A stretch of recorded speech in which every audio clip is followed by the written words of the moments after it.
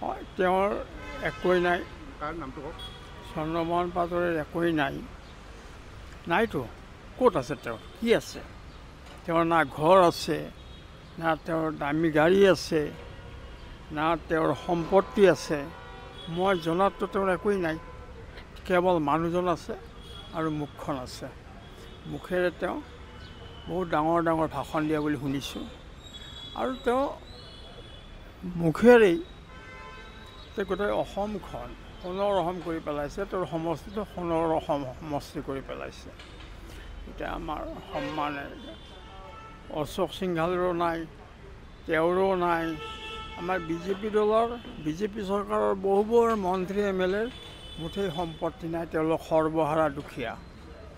গতিকে মই ভাবোঁ, যিহেতুকে মই একেই সমষ্টিৰে মানুহ, একেডাল ৰাজনৈতিক প্ৰতিদ্বন্দ্বিতা হ'লেও তেওঁৰ প্ৰতি সহানুভূতি আছে, দুৰ্বলতা আছে, থাকিবই। আমি ৰাজনীতি কৰিছোঁ যেতিয়া আদৰ্শৰ সংঘাত থাকিলেও ব্যক্তিগত সংঘাত আমাৰ একো নাই। যিহেতুকে তেওঁ বয়সো পৰি আহিছে, স্বাস্থ্যৰো অৱনতি ঘটিছে, নিশ্চয়কৈ তেওঁ চিকিৎসা পাতিৰ কাৰণে ধনৰ প্ৰয়োজন আছে, টকা পইচাৰ প্ৰয়োজন আছে। সেইকাৰণে তেওঁ যদি এটা একাউণ্ট নাম্বাৰ সকলোকে দিয়ে যে ৰাইজে তেওঁ আৰ্থিক দৈন্যতা দূৰ কৰাৰ কাৰণে আৰ্থিকভাৱে সহায় কৰিব লাগে, তেতিয়াহ'লে মোৰ ফালৰ পৰা কিছু টকা অন্ততঃ মই দিব পাৰিম। কিমানমান দিব? তেওঁ প্ৰয়োজন তেওঁ যিমান বিচাৰে, ধৰক আজিকালি মানুহে বিচাৰে, বেমাৰ হ'লেও বহুতে দুখীয়া মানুহে বিচাৰে, একাউণ্ট নাম্বাৰ দিয়ে। সেইমতে তেওঁৰ প্ৰয়োজন ভৱিষ্যতৰ প্ৰয়োজন যিটো দৰকাৰ, ধনৰ যিটো প্ৰয়োজন দৰকাৰ, দিম আমি। পেঞ্চন এমাহ কিয় 2 মাহৰো দিম। প্ৰয়োজন আছে, কাৰণ তেওঁৰ দেশৰ প্ৰয়োজন আছে, ৰাইজৰ প্ৰয়োজন আছে, সমষ্টিৰ প্ৰয়োজন আছে। মিছা কথা কোৱাৰ কাৰণে প্ৰয়োজন আছে তেওঁ।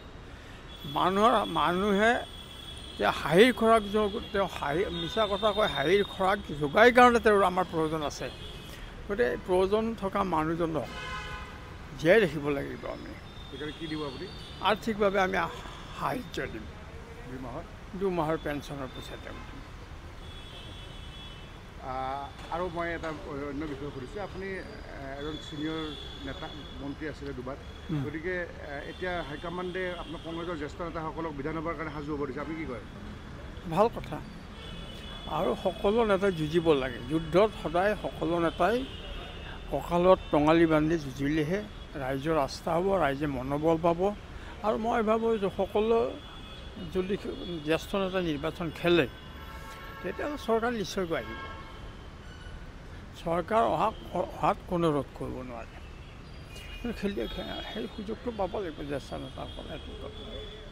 আপুনি টিকট বিচাৰিবনে? ৰাজনীতি কৰা মানুহে কেতিয়াও ৰাজনীতি এৰিব নোৱাৰে। গতিকে ৰাজনীতি কৰিব লাগিব।